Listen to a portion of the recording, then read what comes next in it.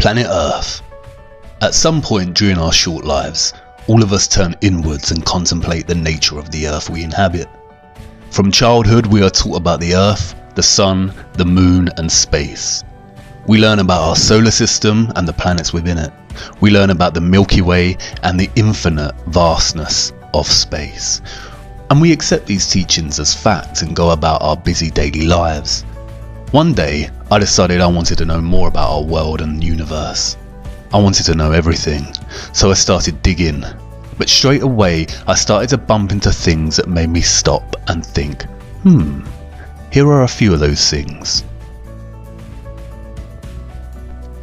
Did you know that our spherical Earth is spinning in space at a rate of over 1,000 miles an hour? And that the Earth rotates the Sun at over 67,000 miles per hour, causing us to hurtle through the Milky Way galaxy at over 500,000 miles per hour? And all the while the Milky Way is expanding at the speed of light, zooming at roughly 670 million miles per hour.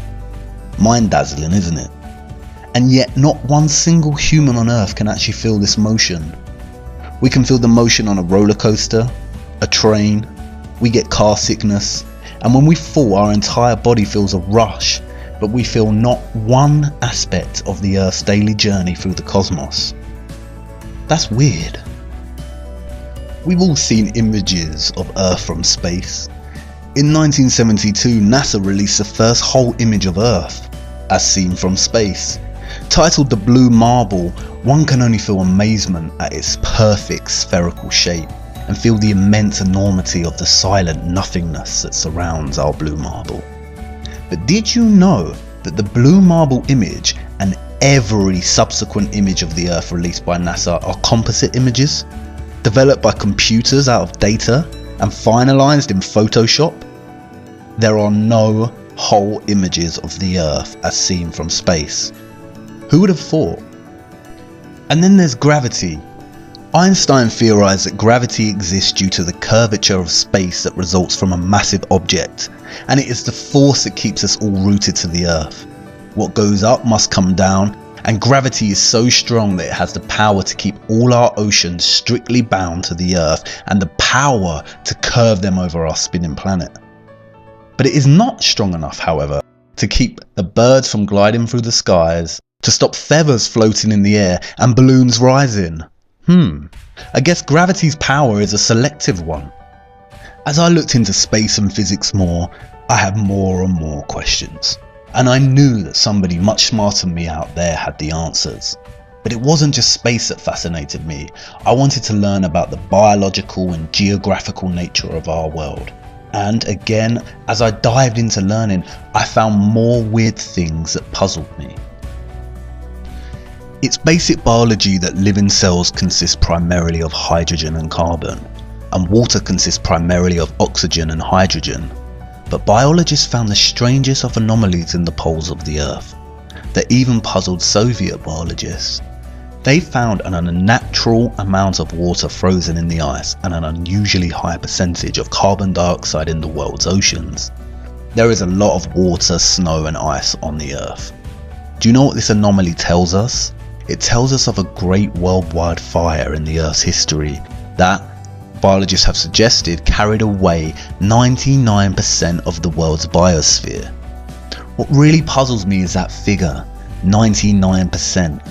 That means that everything alive on Earth is now 20,000 times less in volume, and the biochemical mass of all living things is much less than before this huge fire.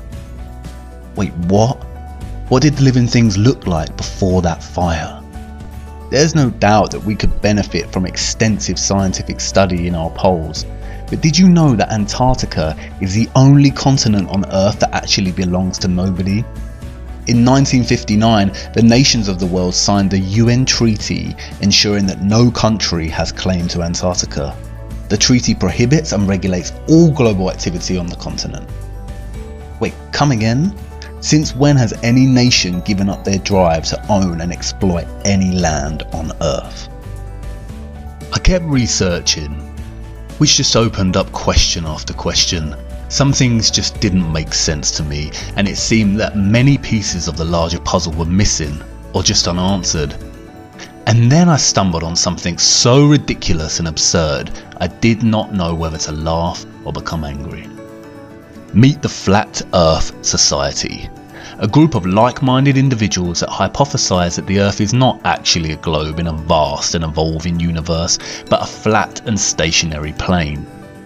At first I thought it was a joke, or some kind of vigilant, religious and creationist denial of scientific advancement. Humanity lived in the dark ages for years, and we finally have objective, progressive science advancing our understanding of this great mystery, and flat earthers think it's okay to promote such anti-scientific theories.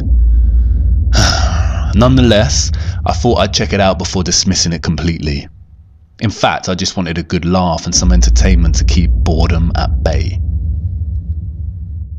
But you see, despite all my skepticism and desire to debunk and ridicule these flat earthers, what I found was nothing short of astonishing.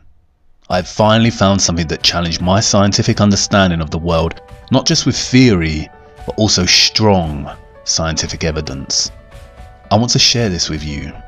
Come with me, if you will, down this rabbit hole to discover whether our Earth is in fact a flat and stationary plane. I only ask one thing before we begin: keep an open mind until the end of this series and question absolutely everything. I promise you this, at the end you will certainly agree that everything we have been told about our planet is not exactly what it seems. You may even find that your entire perspective on the world has changed, like mine has. And I warn you, this rabbit hole is deep and perhaps at times a little troubling, but we'll take it one step at a time. And hey, who knows, maybe we'll even get to meet Alice on her way to Wonderland. Follow me now to part 2 of What on Earth Happened.